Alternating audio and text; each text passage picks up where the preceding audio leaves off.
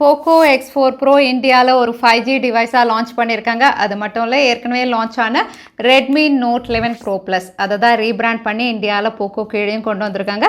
Rebranding அப்படின்னு பார்த்தீங்கன்னா ரெண்டுமே உங்களுக்கு டிசைன் அவுட்லுக் எல்லாம் வேறு மாதிரி இருக்கும். ஃபீச்சர்ஸ் மட்டும் ஒரே மாதிரி, ரெண்டுமே Snapdragon 695 கொடுத்துருக்காங்க. பட் கேமரா அப்படின்னு பார்த்தீங்கன்னா Redmi Note 11 Pro Plus வந்து உங்களுக்கு 108 மெகா பிக்சல் பிரைமரி சென்சார், இது வந்து 64 மெகா பிக்சல் பிரைமரி சென்சாரோட வருது. அது மட்டும் இல்லை, விலை அப்படின்னு பார்த்தீங்கன்னா Redmi Note 11 Pro Plus வந்து உங்களுக்கு 21,000 ப்ரைஸ் செக்மெண்ட்லேருந்து ஸ்டார்ட் ஆகுது. இந்த smart phone Poco X4 Pro அப்படின்னு பார்த்தீங்கன்னா 18,999லேருந்து ஸ்டார்ட் ஆகுது. ஸோ ப்ரைஸ்லேயும் உங்களுக்கு வித்தியாசம் இருக்குது. ஸோ இந்த டிஃப்ரென்ஸோட Poco X4 Pro எவ்வளோ தூரம் பெஸ்ட்டாக இருக்குது அப்படின்னு ஒரு அன்பாக்சிங் அண்ட் குவிக் ரிவ்யூவில் நம்ம பார்த்துடலாம். ஸோ சேனலுக்கு ஃபஸ்ட் டைம் வந்திருக்கீங்கன்னா என் பேர் வானா, இது technical Chennai. So Poco X4 Pro under 20Kல எவ்வளோ தூரம் ரெட்மியுடைய Note 11 Pro Plus அதுக்கப்புறம் ரியல்மியுடைய 9 Proவோட பெஸ்ட்டாக இருக்குது அப்படின்னு தெரிஞ்சுக்கிறதுக்கு முன்னாடி ஃபர்ஸ்ட் இந்த ஸ்மார்ட் ஃபோனுடைய பாக்ஸில் என்னென்ன கண்டென்ட்ஸ் இருக்குன்னு அன்பாக்ஸ் பண்ணிடலாம். பாக்ஸ் அப்படின்னு பார்த்தீங்கன்னா Poco X4 Pro 5G அப்படின்னு பிரிண்ட் பண்ணியிருக்காங்க. ஃப்ளிப்கார்ட்டில் என்னன்னு தெரியல, எக்கச்சக்கமான டேப் ஒட்டி அனுப்பியிருக்காங்க. பேக் சைடு அப்படின்னு பார்த்தீங்கன்னா ஃபீச்சர்ஸ் எல்லாம் லிஸ்ட் அவுட் பண்ணியிருக்காங்க, நீங்கள் படித்து பார்த்துக்கலாம். சைடில் வந்து உங்களுக்கு உள்ள என்னென்ன கண்டென்ட்ஸ் இருக்குது அப்படிங்கிறதையும் இருக்குது. பாக்ஸ் ஓப்பன் பண்ணோடனே மேலே எல்லோ கலர் கார்ட் போக்கோன்னு பிரிண்ட் பண்ணியிருக்கு. அதை ஓப்பன் பண்ணிங்கன்னா சிம் இன்ஜெக்டர் டூல் இருக்கும். கூடவே வந்து உங்களுக்கு கவருக்குள்ளே டாக்குமெண்டேஷன் கொடுத்துருக்காங்க, வாரண்டியெல்லாம் நீங்கள் படித்து பார்த்துக்கலாம். அதுக்கப்புறம் டிபியூ கேஸ் அவைலபிளாக இருக்குது. பேக் கேமரா மாடல் பெருசு இல்லையா, அதனால டிபியூ கேஸும் அதே மாதிரி கொடுத்துருக்காங்க, நல்ல குவாலிட்டியாகவும் இருக்குது. அடுத்ததான் வந்து ஸ்மார்ட் ஃபோன், நான் ஆர்டர் பண்ண எல்லோ கலர் ஸ்மார்ட் ஃபோன் உள்ளே இருக்குது. அடுத்ததாக Type A to Type C cable கொடுத்துருக்காங்க, நல்ல குவாலிட்டியில். 67 வாட் பிளாக் பிக் சார்ஜரும் உள்ள அவைலபிளாக இருக்குது. ஸோ இதுதான் வந்து பாக்ஸ்குள்ளே இருக்கக்கூடிய கண்டென்ட் எப்படி இருக்குது அப்படின்னு பார்த்துடலாம். Poco X4 Pro நான் ஆர்டர் பண்ணது எல்லோ கலர், Poco எல்லோ. இன்னும் 2 கலர்ஸ் அவைலபிளாக இருக்குது, laser blue and laser black. மூணுமே வந்து நல்லா தான் இருக்குது கலர்ஸ். அகைன் ஃபினிஷ் அப்படின்னு பார்த்தீங்கன்னா மூணுமே வந்து கிளாசி ஃபினிஷ் தான். கிளாசி கிளாஸ் பேக் பேனலோட இவங்க கொடுத்துருக்காங்க. ஃப்ரேம்ஸ் அப்படின்னு பார்த்தீங்கன்னா பிளாஸ்டிக் ஃப்ரேமோட வருது. இந்த கிளாசி ஃபினிஷ் இருக்கிறதுனால வந்து உங்களுக்கு டார்க் கலர்ஸில் ஃபிங்கர் பிரிண்ட்ஸ் ஸ்கேட்ச் ஆகல. பட் இந்த எல்லோ கலரில் வந்து உங்களுக்கு ப்ராமினெண்ட்டாக தெரியல பெருசாக. அகைன் கேமரா மாடியூல் அப்படின்னு பார்த்தீங்கன்னா பெரிய கேமரா மாடியூல். இந்த எல்லோ அண்ட் பிளாக் காம்பினேஷனில் அல்டிமேட்டாக இருக்குது அப்படின்னு சொல்லலாம் பார்க்கறதுக்கு. பட் அகைன் இது சப்ஜெக்டிவ் தான். சில பேருக்கு இந்த மாதிரி பிரைட் கலர்ஸ் பிடிக்காது, சட்டில் கலர்ஸ்லையும் அவைலபிளாக இருக்குது, அதையும் நீங்கள் செக் பண்ணலாம். வந்து இந்த ஸ்மார்ட் ஃபோன் வந்து உங்களுக்கு ரெட்மியுடைய Note 11 Pro Plus மாதிரி ஃப்ளாட் எட்ஜஸோட வருது. ஸோ ஒரு பாக்ஸ் ஷேப் அப்படின்னு சொல்லலாம். கையில் ஹோல்ட் பண்ணுறதுக்கு ஸ்டிஃபாக ஸ்டர்டியாக இருக்குது இந்த ஸ்மார்ட் ஃபோன். பட் இது 2 ஹேண்ட் தான். டிஸ்பிளே சைஸ் பெருசாக இருக்குது. 1 ஹேண்ட் யூசேஜ் வந்து கொஞ்சம் கஷ்டம் தான். 2 கையில் ஹோல்ட் பண்ணி யூஸ் பண்ணுறதுக்கு எல்லாமே வந்து உங்களுக்கு நல்லா இருக்குது. ரெஃப்ரெஷ் ரேட் 120 ஹெர்ட்ஸ் கொடுத்துருக்காங்க, ரொம்பவே ஸ்மூத்தாக இருக்குது உங்களுக்கு. ஸோ கையில் வச்சு ஹோல்ட் பண்ணுறதுக்கு ரொம்பவே ஸ்டர்டியாக இருக்குது. அதோட அவுட்லுக் டிசைன் அப்படின்னு பார்த்தீங்கன்னா காம்படிட்டர்ஸோட கம்பேர் பண்ணும்போது இது ரொம்பவே நல்லா இருக்குது. கேமரா மாடியூல் பெருசாக வந்து ஒரு ப்ரீமியம் ஃபீல் கொடுக்கும் அப்படின்னு சொல்லலாம் அவுட்லுக் டிசைன் பொறுத்த வரைக்கும். அதே ஃப்ரண்ட் பேனல் அப்படின்னு பார்த்தீங்கன்னா centre punch hole notch, Gorilla class 5 protection கொடுத்துருக்காங்க. போர்ட்ஸ் அண்ட் பட்டன்ஸ் பொறுத்த வரைக்கும் உங்களுக்கு ரைட் சைடில் volume up and down and power button கொடுத்துருக்காங்க. இந்த பவர் பட்டன் தான் உங்களுக்கு சைட் மவுண்டட் ஃபிங்கர் பிரிண்ட் சென்சாராகவும் ஒர்க் ஆகுது. சொல்லவே தேவையில்லை, ரெட்மி ரியல்மி எல்லாமே பெஸ்ட்டாக தான் கொடுப்பாங்க. இதுவும் வந்து உங்களுக்கு ஈஸியாக அன்லாக் ஆகுது. நிறைய டைம்ஸ் நான் ட்ரை பண்ணி பார்த்துட்டேன். அது கீழே SIM slot, type C port, mic, speaker grill கொடுத்துருக்காங்க. மேலே 3.5mm audio jack, again secondary speaker கொடுத்துருக்காங்க. IR blaster and noise cancellation mic உங்களுக்கு அவைலபிளாக இருக்குது. அகைன் சிம் ஸ்லாட் அப்படின்னு பார்த்தீங்கன்னா ஹைப்ரிட் சிம்மோட வருது. எதர் நீங்கள் 2 சிம் கார்டு யூஸ் பண்ணலாம், இல்லைனா ஒரு சிம் கார்டு SD கார்டு போட்டு எக்ஸ்டெண்ட் பண்ணிக்கலாம் உங்களுக்கு ஸ்டோரேஜ். அதோட டிஸ்பிளே அப்படின்னு பார்த்தீங்கன்னா எப்போவுமே போக்கோவுடைய X சீரிஸ் வந்து உங்களுக்கு LCD பேனலில் கொடுப்பாங்க. ஃபர்ஸ்ட் டைம் AMOLED பேனலோட கொடுத்துருக்காங்க.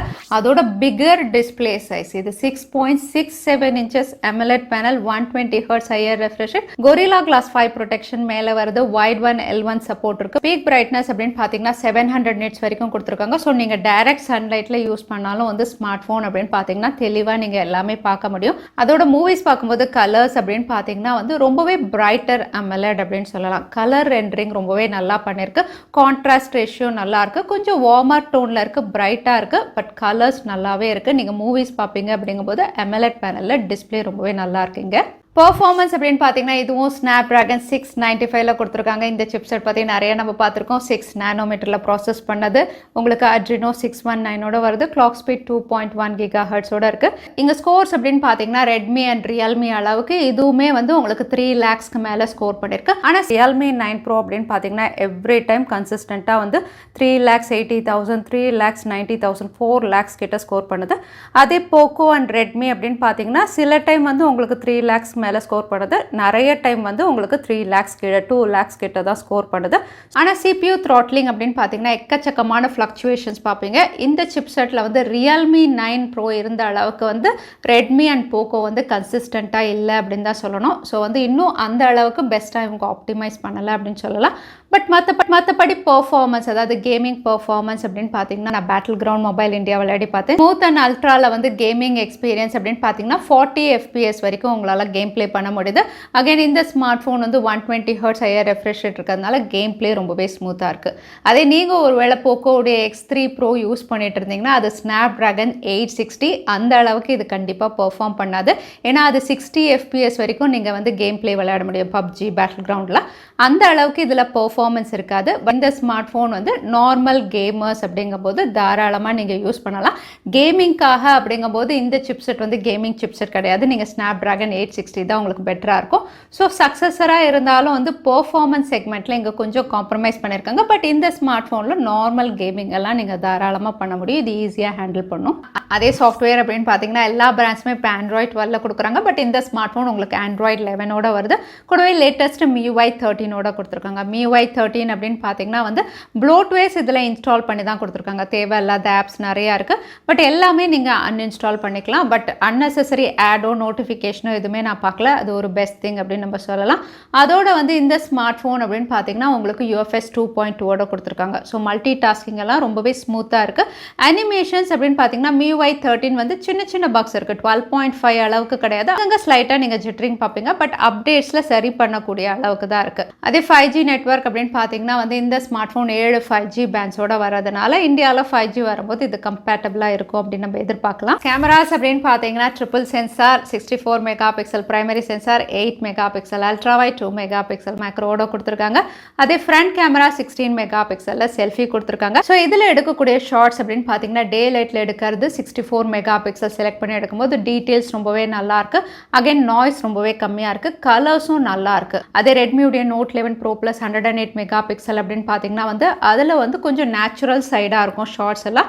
இதில் கலர்ஸ் கொஞ்சம் என்ஹான்ஸ் பண்ணி வந்து கொஞ்சம் பிரைட் பண்ணி காட்டுது அப்படின்னு சொல்லலாம். பட் பார்க்கறதுக்கு நல்லா இருக்குது கலர்ஸ் கொஞ்சம் என்ஹான்ஸ் பண்ணாலுமே. அதே வந்து உங்களுக்கு வைட் ஆங்கிள் அப்படின்னு பார்த்தீங்கன்னா வந்து 8 மெகா பிக்சல், அதுவுமே டீசெண்டாக பிக்சர்ஸ் கிளிக் பண்ணுது. மேக்ரோ அப்படின்னு பார்த்தீங்கன்னா வந்து உங்களுக்கு டீட்டெயில்ஸ் நல்லா இல்லை, அது ஓகே அப்படின்னு சொல்லலாம். நீங்கள் மெயின் சென்சார்லேயே வந்து க்ளோஸ் அப் ஷாட் எடுத்துக்கலாம். மேக்ரோ வந்து நீங்கள் யூஸ் பண்ணுறதுக்கு பதிலாக. அகெயின் வந்து போர்ட்ரேட் அப்படின்னு பார்த்தீங்கன்னா அதுலேயுமே எட்ஜ் டிடெக்ஷன் ஓகே அப்படின்னு சொல்கிற மாதிரி இருக்குது. செல்ஃபி கேமரா அப்படின்னு பார்த்தீங்கன்னா சப்ஜெக்டை வந்து உங்களுக்கு சாஃப்டாக தான் காட்டுது. இதுலேயுமே வந்து கலர்ஸ் வந்து கொஞ்சம் என்ஹான்ஸ் பண்ணி தான் காட்டுது.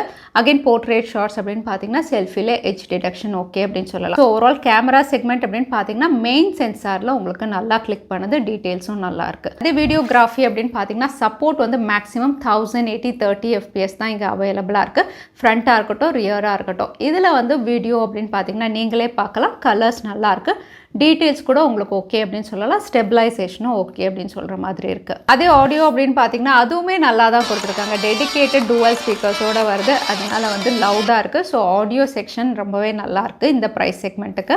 பேட்டரி அப்படின்னு பார்த்தீங்கன்னா 5000 mAh கொடுத்துருக்காங்க. கூடவே 67 வாட் ஃபாஸ்ட் சார்ஜர் கொடுத்துருக்காங்க. 5000 mAh வந்து நல்லாவே ஆப்டிமைஸ் பண்ணியிருக்காங்க. நான் கொஞ்சம் நேரம் கேம் விளையாடினேன், மூவிஸ் பார்த்தேன். இருந்தாலுமே வந்து எனக்கு வந்து 20% தான் ட்ராப் ஆயிருக்கு.